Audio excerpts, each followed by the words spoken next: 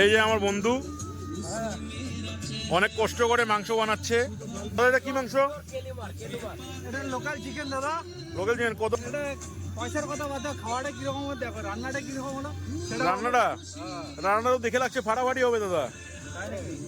এই নদীর চরে এ হলো আমাদের মনোজ দা, এ হলো রাজীব, এ হলো বান্টি, এখানে আমি, আর এ হলো আমার সুজয়, যে আজকে আমাদেরকে লোকাল দেশি মুরগি বানিয়ে খাওয়াচ্ছে। ঠিক আছে, দেশি মুরগি দিয়ে 2026 অনেক 2026 শুরু, অনেক সুন্দর বাতাবরণ। এই দেখেন পরিবেশটা অনেক সুন্দর, সবাই এখানে পিকনিক খাচ্ছে, আমাদের সুজয় এখানে মাংস বানাচ্ছে, রসুন, গোটা রসুন দিয়েছো, কি দিয়ে সুজয় এখানে? এখানে আছে পেঁয়াজ আছে, মরিচ আছে, আদা আছে, গোটা রসুন আছে, জিরা মশলা আছে, ধনিয়া মশলা। ঠিক আছে, অনেক সুন্দর লাগছে দেখে খাওয়াটা, মনে হচ্ছে আজকে ফাটাফাটি হবে মাংসটা, তাই একটা অনুভব করছি আমরা এখানে আজকে।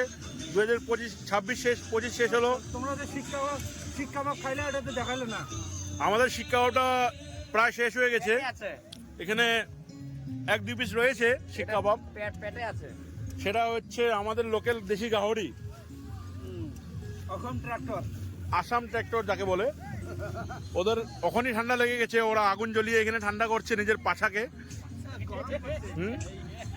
পাছা গরম করছে। কি সুযোগ, কিরিশ কা গানা শুনেগা? ले बेटा, हाँ